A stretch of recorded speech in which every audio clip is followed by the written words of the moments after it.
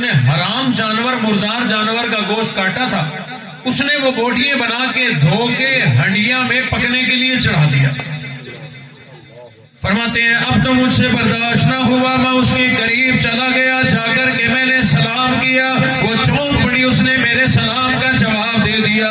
میں نے آگے بڑھ کر کہا اللہ والی یہ کیا کرتی ہے؟ میں نے دیکھا حرام جانور مردار جانور کا گوشت تو نے کاٹا اور لے کر کے آئی ہے، اب ہڈیاں میں چڑھ گیا، معلوم ہوتا ہے تو اس کو کھانا چاہتی ہے۔ وہ عورت رو پڑی، آنسو بہنے لگے، کہنے لگی اللہ والے کیا کروں، سید زادیوں سادات خاندان سے ہوں، شوہر میرا شہید ہو گیا، ننے منے بچے ہیں، مجھے ان کی بھوک برداشت نہیں ہوئی، کئی دن کے فاقے سے میرے بچے ہیں، مجھے جب برداشت نہ ہوا میں آج نکل کھڑی ہوئی، میں چلی گئی، میری نظر پڑی کوڑے کرکٹ کے ڈھیر پر، روڑی کے اوپر میں نے دیکھا ایک مردار جانور پڑا ہے، مردہ جانور پڑا ہے۔ میرے دل میں آ گیا کوئی بھوکا آدمی ہو، مسئلہ یہ ہے اپنی جان بچانے کے لیے مردار کھا لے تو جائز ہے۔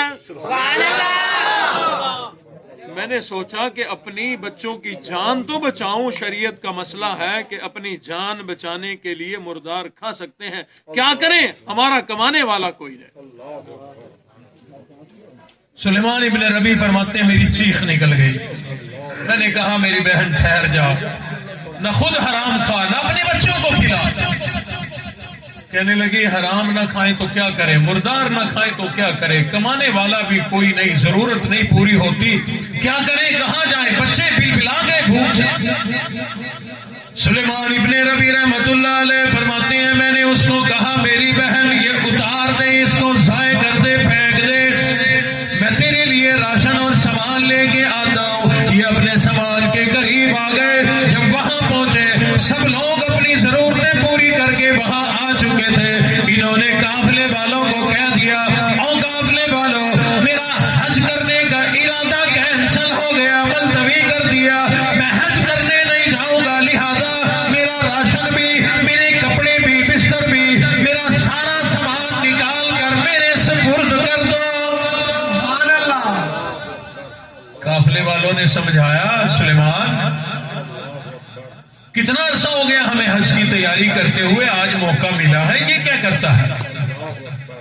سگا بھائی بھی اس قافلے کے اندر موجود ہے۔ سگے بھائی نے کہا میرے پیارے بھائی اور میرے بڑے بھائی کتنا عرصہ ہو گیا ہمیں تیاری کرتے کرتے، آج یہ موقع ملا ہے، روز روز یہ موقع نہیں ملا کرتے، لہذا چل ہمارے ساتھ حج کرنے چلتے ہیں۔ انہوں نے فرما دیا نہیں نہیں، واقعہ بتلا دیا، سید زادی امام الانبیاء کی بیٹی ہے، سید خاندان سے ہے، امام الانبیاء کے سادات خاندان کی بچی یہاں حرام کھا رہی ہو، میں امام الانبیاء کے روزے پر حاضری دوں گا، وہاں امام الانبیاء نے اگر مجھ سے سوال کر لیا اللہ کے بندے اور میرے امتی وہاں میری بیٹی حرام جانور کھا رہی تھی، تجھے حج کی پڑی تھی، یہاں آ گیا، میں کیا جواب دوں گا، لہذا میں نہیں جاتا، میرا سارا سامان یہی نکال کے مجھے دے دو۔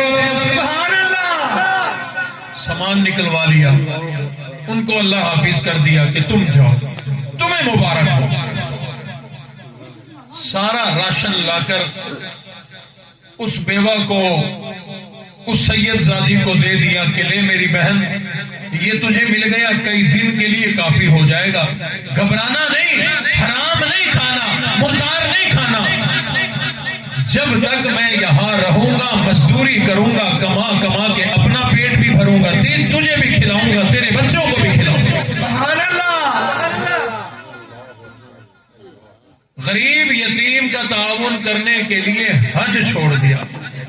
اللہ اکبر، یہ آج کا دور ہے، پیسے جلدی اکٹھے ہو جاتے ہیں، اس زمانے میں پیسے اکٹھے ہو بھی جائیں تو قافلہ نہ بنے تب بھی لوگ نہیں جا سکتے تھے، بڑی مشکل سے قافلے تیار ہوتے ہیں۔ انہیں روانہ کر دیا، مزدوری کر کر کے اپنا اور اس بیوہ بہن کا پیٹ پال رہا ہے، یتیم بچوں کی کفالت کر رہا ہے۔ 6 سے 8 مہینے لگ جاتے تھے، حج سے پیدل سفر ہوتے تھے، واپس آنے میں حج ہو گیا، قافلے واپس آنا شروع ہو گئے، جب بھی کوئی قافلہ دیکھتے دوڑ کر جاتے کہ شاید یہ وہ نہیں ہے. بہرحال لاتے, پانی وانی پلاتے, کسی کی ضرورت ہو پوری کرتے, روانہ کرتے. ایک دن اچانک نظر پڑی تو اپنا قافلہ آ گیا. دوڑ کر آگے بڑھے, استقبال کیا. آگے بڑھ کر ان کو کہنے لگے تمہیں مبارک ہو, تمہیں مبارک ہو, تم نے حج کیا, بیت اللہ کی زیارت کی ہے, امام الانبیاء کے روضہ اطہر کی زیارت کی ہے. امام الانبیاء کے روضہ اطہر پر تم نے درود و سلام کے تحفے پیش کیے ہوں گے. امام الانبیاء نے اپنے کان مبارک سے سنے بھی ہوں گے, جواب بھی ملا ہوگا.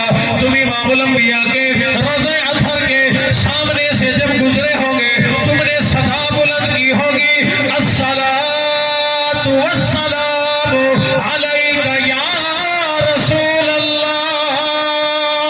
امام الانبیاء نے تمہیں جواب بھی دیا ہوگا, تمہیں مبارک ہو, تم مقدروں والے لوگ تھے, میرے مقدر میں نہ تھا, میں نہ جا سکا. قافلے والے کہنے لگے او سلیمان, ہمیں پاگل کیوں بناتا ہے, ہمارے ساتھ تو نے سارا حج کیا, بیت اللہ کا طواف کیا, امام الانبیاء کے روضہ انور پر تو نے صلاۃ و سلام کے تحفے بھی پیش کیے, آج ذرا توڑ کر ہم سے پہلے پہنچ گیا, ہمیں کہتا ہے تمہیں مبارک ہو. حضرت سلیمان نے فرمایا لوگوں, میں تو اس دن کا یہی ہوں, میرے مقدر میں کہاں تھا, میرے نصیب میں کہاں تھا, بس اللہ نے میری ڈیوٹی یہاں لگا دی, میں نہیں جا سکا. لوگ کہنے لگے جھوٹ بولتا ہے, ہمارے ساتھ گیا, ہمیں کہا کہ میں نہیں جاتا, آگے جا کر ہمارے ساتھ مل گیا, مکہ پہنچا, بیت اللہ کا طواف کیا, حجر اسود کو بوسہ دیتے ہوئے ہم نے تجھے دیکھا, تو نے پورا حج کیا, امام الانبیاء کے روضہ اطہر پر صلاۃ و سلام کے تحفے پیش کیے, اب ذرا جلدی آ گیا تو کہتا ہے مبارک ہو. سبحان اللہ. رو پڑے کہ لوگوں میرا یقین کرو, میں نہیں گیا, مجھے ان لوگوں سے پوچھو, میں یہاں تھا, میں مزدوری کرتا تھا ان کے پاس, میں اپنا اور ان یتیم بچوں کا پیٹ پالتا تھا, میں نہیں گیا. 69 لوگ کہتے ہیں کہ ہم گواہ ہیں تو گیا. اللہ اکبر. سارا دن پریشان رہا, رات آ گئی, رات کو جو سویا خواب میں امام الانبیاء کی زیارت ہو گئی. حضور نے فرمایا سلیمان روتا کیوں ہے, پریشان کیوں ہے؟ عرض کر دیا کہ میں پریشان نہ ہوں تو کیا کروں, لوگ کہتے ہیں میں حج پہ گیا, حالانکہ میں نہیں گیا. حضور علیہ الصلوۃ والسلام نے فرمایا کہ اے سلیمان, رونے والی کیا بات ہے, گھبرانے پریشان ہونے والی کیا بات ہے, تو بھی سچا, یہ 69 لوگ بھی بالکل سچے. اللہ, میں اس کا مطلب ہے گیا بھی نہیں اور گیا بھی ہوں. حضور نے فرمایا ہاں تو گیا بھی نہیں اور گیا بھی ہے.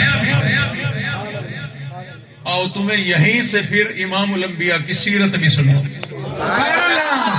ساتھ ساتھ سیرت بھی تو چلے نا جی. سبحان اللہ. آقا علیہ السلام آرام فرما ہے, سوئے ہوئے ہیں, 2 فرشتے آئے, انہوں نے حضور کو دیکھا. ایک فرشتے نے کہا پیچھے ہٹ جاؤ, خاموش ہو جاؤ, آقا سوئے ہوئے ہیں. دوسرے نے کہا کہ نہیں جاگ رہے ہیں. ایک کہتا ہے کہ نہیں سوئے ہوئے, دوسرا کہتا ہے نہیں جاگ رہے ہیں. وہ کہتا ہے کہ نہیں سوئے ہوئے, وہ کہتا ہے نہیں جاگ رہے ہیں. یہ بحث جو ہوئی, حضور بیدار ہوئے. جیسے ہی بیدار ہوئے, وہ پہلے فرشتے نے کہا آقا ہمارا فیصلہ تو کرو. حضور نے فرمایا اچھا تمہاری بھی لڑائیاں ہوتی ہیں, تمہارے بھی فیصلے کرنے پڑتے ہیں. کہا ہاں جی ہمارا فیصلہ کرو. فرمایا کیا ہے؟ کہا کہ میں نے آپ کو دیکھا کہ آپ سو رہے تھے, اور یہ کہتا ہے کہ آپ جاگ رہے تھے. حضور نے فرمایا تم دونوں سچے ہو. سبحان اللہ. ہمارے کانوں کی خیر ہے, اس کا سپیکر پٹ دے گا. حضور نے فرمایا تم دونوں سچے ہو. فرشتے حیران, آقا میں کہہ رہا ہوں کہ آپ سوئے ہوئے تھے تو میں بھی سچا, یہ کہہ رہا ہے کہ آپ جاگ رہے تھے, یہ بھی سچا. یہ اس کا مطلب ہے کہ آپ سو بھی رہے تھے, بیک وقت جاگ بھی رہے تھے. فرمایا ہاں میں سو بھی رہا تھا, میں جاگ بھی رہا تھا. हुजूर ने फरमाया कि तूने मेरी आंखों को देखा, आंखों को देखा, मैं आंखों की तरफ से सो रहा था और इस दूसरे ने मेरे दिल को देखा, मैं सोया हुआ भी अपने अल्लाह को याद करता हूं, मेरा दिल जाग रहा था। इसने कहा कि जाग रहे हैं, मैं बैक वक्त सोता भी हूं, जागता भी हूं। सुलेमान इब्ने रबी ने अर्ज कर दिया, आका खाम में, आका अजीब बात, मैं गया भी कोई नहीं और गया भी हूं, मैं भी सच्चा, वो भी सच्चे। हुजूर अलैहिस्सलातु वस्सलाम ने इरशाद फरमाया, सुलेमान इब्ने रबी तू तो गया कोई नहीं, तू तो यही था, तू इसलिए सच्चा, लेकिन वो लोग भी सच्चे हैं। चंद कदम ये लोग चलकर आगे गए, रब्बे कायनात ने तेरी शक्ल का एक फरिश्ता बनाकर, तेरी सवारी जैसी सवारी देकर, तेरे सामान जैसा सामान देकर इनके साथ लगा दिया। वो फरिश्ता बैतुल्लाह का तवाफ भी तेरी तरफ से करके आया, उसने पूरा हज तेरी तरफ से किया, मेरे रोज़े अनवर पर आकर तेरी तरफ से सलात व सलाम के तोहफे पेश किए। और सुलेमान तूने आज वो कुर्बानी दी है, यतीम बच्चियों की निगरानी की है, उनकी कफालत की है।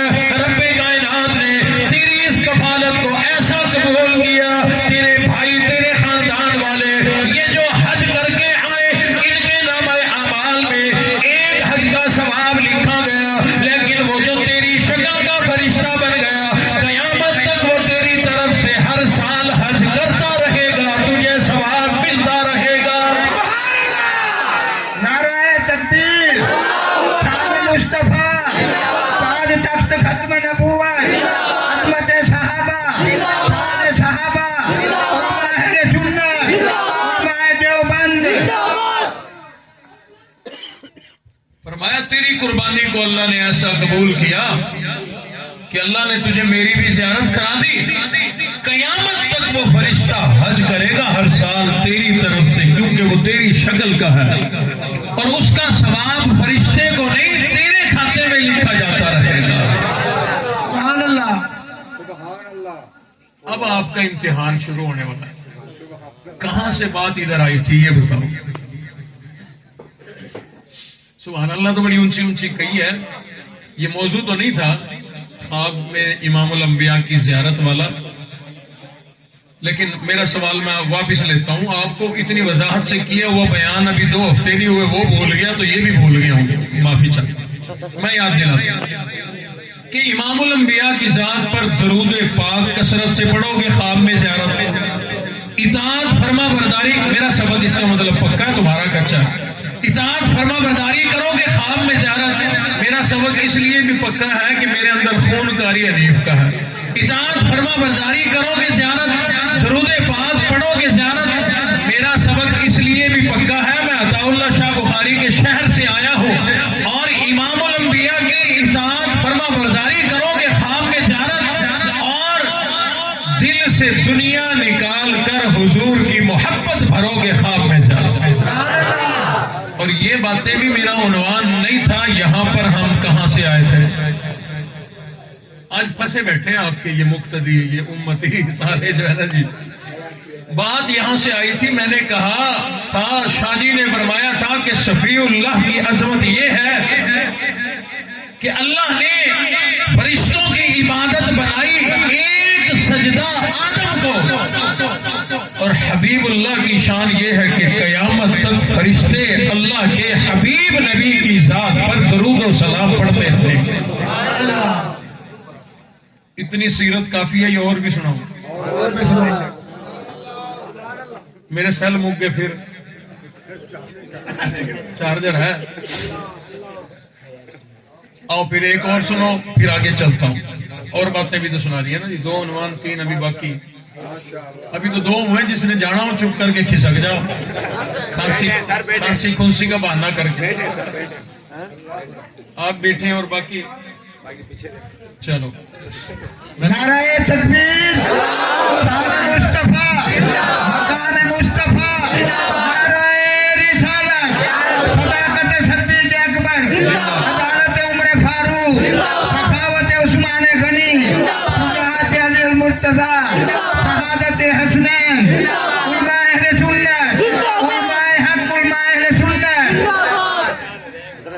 بھائی ابراہیم نے اتنے سارے نعرے پتہ کیوں لگائے ہیں؟ یہ سمجھ رہے ہیں کہ میں تھک گیا ہوں، مجھے ریسٹ دلانے کے لیے۔ ابھی تو گرم ہوا ہوں، ابھی تو گاڑی پٹڑی پہ چڑھی ہے، اسٹیشن قریب ہے نا۔ ایک اور عظمت، یہ بڑا طویل عنوان ہے، 3 گھنٹوں کا عنوان ہے۔ ہمارے بھائی جانتے ہیں جو ہمارے ساتھ سفر کرتے ہیں۔ اللہ کے ایک نبی ہیں جن کو اللہ نے عظمت عطا فرمائی کہ انہیں اللہ نے خلیل اللہ بنایا، خلیل اللہ بنایا۔ خلیل کہتے ہیں دوست کو، اور حبیب بھی دوست کو کہتے ہیں۔ خلیل اللہ اللہ کا دوست، حبیب اللہ اللہ کا دوست، یہاں آ کے تو فرق ہی کوئی نہ رہا۔ شاہ جی ہمیں اب بتاؤ کہ خلیل اللہ میں کیا فرق ہے، حبیب اللہ میں کیا فرق ہے؟ فرمایا کہ خلیل بھی دوست کو کہتے ہیں، حبیب بھی دوست کو کہتے ہیں، لیکن دوست میں فرق ہوتا ہے۔ آپ کے بھی دوست ہوں گے، اللہ آپ کی دوستی ہے محبتیں قائم و دائم رکھے۔ کسی کا دوست اس سے جدا نہ ہو، دنیا میں رہتے ہوئے بھی اور آخرت میں بھی جدا نہ ہو، جس سے سچی محبت ہو وہ اسے مل جائے۔ فرمایا کہ خلیل بھی اللہ کا دوست، حبیب بھی اللہ کا دوست۔ اب بتاؤ، فرمایا کہ دوست میں فرق ہوتا ہے۔ کچھ دوست ایسے ہوتے ہیں کہ کوئی دوست مانگے نا 10 روپے، کہتے ہیں کہ 10 نہیں یہ 110 لے،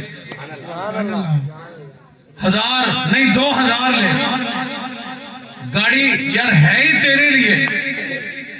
ایسے دوست ہوتے ہیں کہ جن کو محبت میں دیا جاتا ہے، اور کچھ ایسے ہوتے ہیں کہ ان سے محبت میں لیا جاتا ہے۔ جس سے لیا جائے یہ ایک قسم کی بہت بڑی قربانی ہے۔ شاہ جی رحمت اللہ علیہ فرماتے ہیں خلیل اللہ بھی اللہ کا دوست، حبیب اللہ بھی اللہ کا دوست۔ ٹھیک ہے، خلیل اللہ کو رب کائنات نے بڑی عظمت و فضیلت و شان و مرتبہ عطا فرمایا، لیکن خلیل ایسے دوست کو کہتے ہیں جس سے قربانی لی جائے، محبت میں ہر چیز لے لی جائے۔ رب کائنات نے خلیل اللہ سے بیوی کی قربانی بھی لی، بچے کی قربانی بھی لی، بیٹے کے گلے پہ چھری بھی چلوائی، ملک بھی لے لیا، شہر بھی لے لیا، خاندان بھی قربان کرا دیا، خود ابراہیم خلیل اللہ کی جان بھی قربان کرائی، آگ میں ڈلوا دیا۔ فرمایا خلیل ایسے دوست کو کہا جاتا ہے جس سے محبت میں ہر چیز لے لی جائے، اور فرمایا حبیب ایسے دوست کو کہا جاتا ہے جس کی محبت میں سب کچھ قربان کر دیا جائے، جس کی جھولیاں بھر دی جائے۔ فرمایا حبیب ایسے دوست کو کہا جاتا ہے انگلی کا اشارہ کرے چاند کا جگر پھٹ جائے۔ حبیب ایسے دوست کو کہا جاتا ہے پانی کی ضرورت آج پڑی، کنویں کے پاس جانے کی ضرورت نہیں، نہر کے پاس جانے کی ضرورت نہیں، نلکے کے پاس جانے کی ضرورت نہیں۔ رب کائنات نے فرمایا او میرے حبیب، آپ میرے حبیب ہیں، کہیں جانے کی ضرورت نہیں، آپ کو کس چیز کی ضرورت ہے؟ عرض کی مولا مجھے بھی میرے صحابہ کو بھی پانی کی ضرورت ہے۔ فرمایا آپ میرے حبیب ہیں، ادھر ادھر نہ جائیں، میں آپ کے ہاتھوں کی انگلیوں سے ہی پانی کے چشمے جاری کر دوں گا۔ فرمایا آپ میرے حبیب ہیں، یہی بیٹھے بیٹھے آپ کی جھولی بھرنا، سب کچھ دینا، یہ آپ کے رب کی ذمہ داری ہے۔ آپ حبیب ہیں، ایسے دوست ہیں بن مانگے آپ کی ہر ضرورت کو پورا کیا جائے گا، جھولی کو بھر دیا جائے گا۔ ہماری خوش نصیبی نہیں کہ اللہ نے وہ نبی بن مانگے ہمیں عطا فرمایا۔ قدر کریں، جب ہم نے قدر کرنی چھوڑی تبھی تو آج مسلمان ذلیل و رسوا ہو رہا ہے۔ رب کائنات کی دی ہوئی تمام نعمتوں کی قدر کیا کرو۔ اس نے ہمیں انسان بنایا، وہ اس بات پہ آج بھی قادر ہے کہ ہماری انسانی شکل کو تبدیل کرے، ہمیں بندر بنا دے، ہمیں خنزیر بنا دے، ہمیں کوئی انسان کی بجائے کوئی جانور بنا دے۔ رب کائنات نے ایسا کیا کہ نہیں کیا؟ قرآن مجید گواہی دیتا ہے کہ ایک حکم نہ مانا جس قوم نے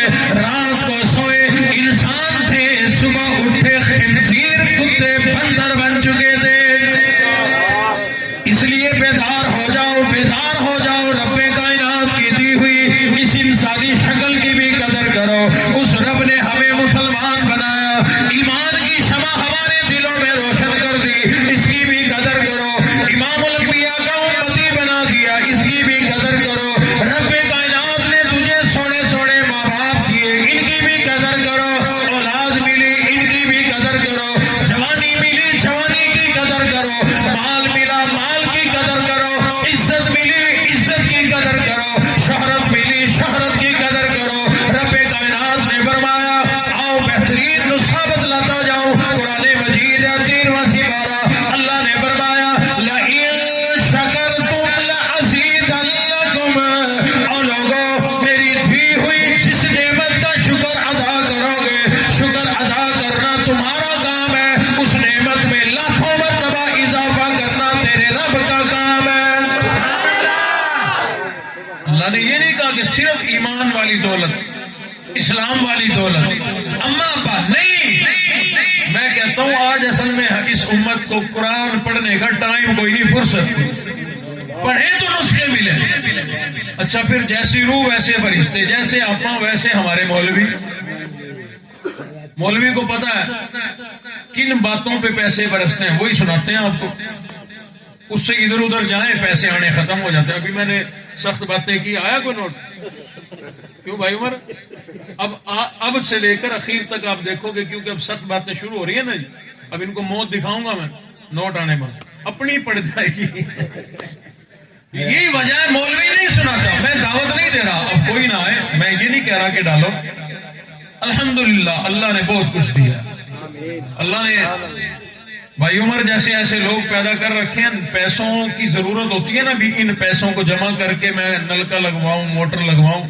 بھائی عمر کہتے ہیں کہ پیسے نہ دو، مفت میں لگا دو، جس کو ایسے بندے مل جائیں اسے موٹروں کی اور پیسوں کی کیا ضرورت۔ اللہ نے ایسے وسائل دیے۔ آپ کے سامنے بیٹھا ہوں، تحدیث بھی نعمت کے طور پر بتا رہا ہوں۔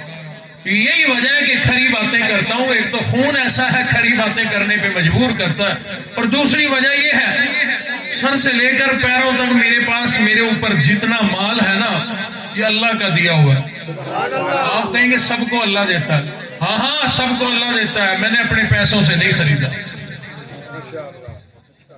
یہ پگڑی ایک محبت کرنے والے نے دی، اس کے نیچے میں نے ٹوپی پہنی ہوئی ہے جس کو کہتے ہیں 4 باغ، مہنگی ٹوپی ہوتی ہے، یہ سرحد سے آتی ہے۔ ایک شہزادے نے یہ دی، ہمارے وہاں ایک حاجی محمود الحسن ہے، انہوں نے، میں عمرے پہ گیا، پیسے دیے کہ اپنی پسند کا یہ لے آنا چاہیے، میں لے آیا، میں نے پہنے بیٹھا ہوں۔ یہ بہترین کھدر کرنڈی کا سوٹ ہے، کلور کوٹ بیان کرنے گیا، انہوں نے میری پمائش لے لی کہ اگلی دفعہ تم نے آنا ہے 17 کو، جب آؤ گے سوٹ ملے گا، یہ سوٹ بھی ہے۔ ایک جوتی پہنی ہوئی ہے میں نے، وہ بھی مجھے لاہور راول پنڈی سے ملی تھی۔ ایک اور میرے پاس 6 ڈاٹ کی کھیڑی ہے، وہ لاہور سے ملی۔ مزے اپنے کیوں؟ قرآن پڑھا ہوا ہے، ہم تو قرآن سامنے اللہ کے رکھ دیتے ہیں۔ مولا آپ نے فرمایا کہ تم میرے دین کا کام کرو، اللہ کہتے ہیں میں تمہارے کام کروں گا۔ میں تو اللہ کے سامنے کھڑا ہو جاتا ہوں، مولا میں کر نہیں رہا تیرے دین کا کام، مہربانی کر، اب جوتی بھی دلوا، کھیڑی بھی دلوا، رومال بھی دلوا، سعودیہ کا، مدینے کا چوغا بھی دلوا، نوی نوی پگڑی دلوا، اللہ دیتا ہے۔ اور جو کہتے ہیں اللہ مال کا ڈھیر لگوا، مال کا ڈھیر لگوا، پھر وہ ڈھیر ہی کسی دن انسان کی موت کا سبب بن جائے۔ ماشاءاللہ جی نوٹ آنے شروع۔ ایک واقعہ بہت پہلے ابا جی رحمت اللہ علیہ نے سنایا تھا، چند دن پہلے میں کچھ اور یوٹیوب پہ سن رہا تھا، وہ ایک کلپ سامنے آیا تو میں نے سنا، اس میں بھی وہ واقعہ۔ برطانیہ کا ایک بہت بڑا مالدار آدمی تھا، بہت بڑا، ایک بہت بڑا کمرہ بنایا ہوا تھا جو نوٹوں سے بھرا پڑا تھا، اور اس کے دروازے کو اس نے ایسا لاک لگایا ہوا تھا جس کا اسی کو پتا تھا کہ کیسے کھلتا ہے۔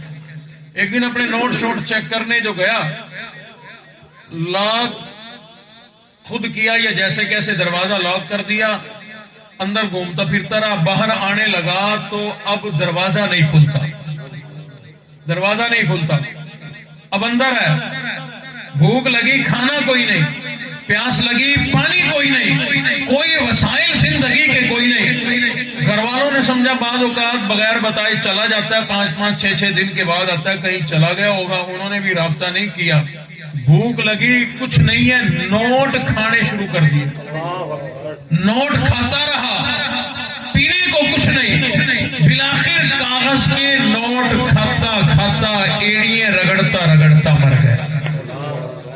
مرنے سے پہلے اس نے کسی چیز سے نا اپنی کوئی تھوڑا سا یہاں سے کاٹا, خون نکالا, اس خون سے دیوار پر لکھ گیا کہ لوگوں یہ دولت کسی کام کی کوئی نہیں, دولت کا ڈھیر لگا پڑا ہے, لیکن میں بھوکا مر رہا ہوں, میں بھوکا دنیا سے جا رہا ہوں. اس لیے لوگوں رب کائنات نے ہمیں دعائیں سکھائی ہیں کہ ربنا آتنا فی الدنیا حسنہ, خالی دنیا نہ مانگ, مانگ اللہ سے دنیا.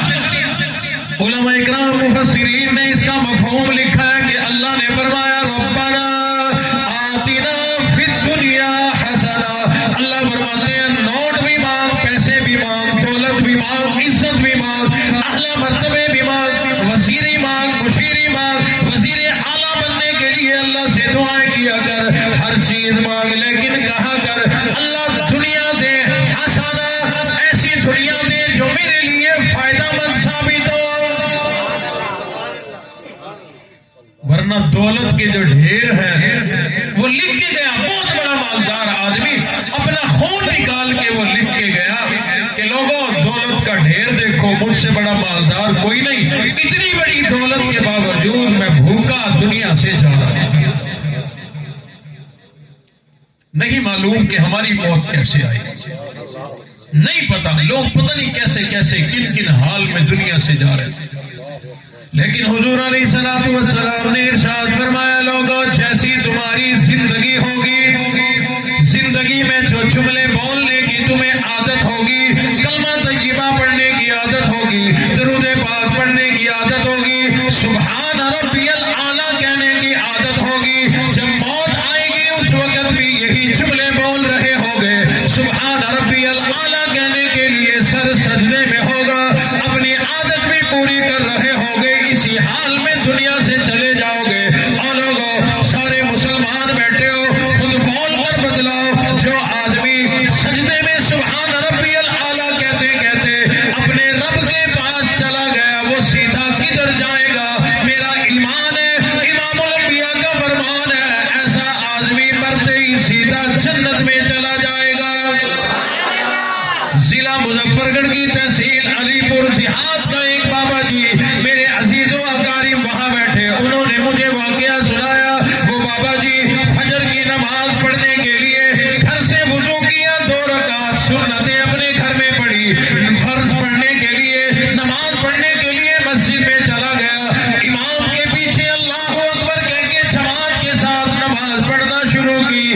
دوسری رکعت کے دوسرے سجدے میں سبحان ربی الاعلیٰ کہتے کہتے اپنے رب کے پاس چلا گیا.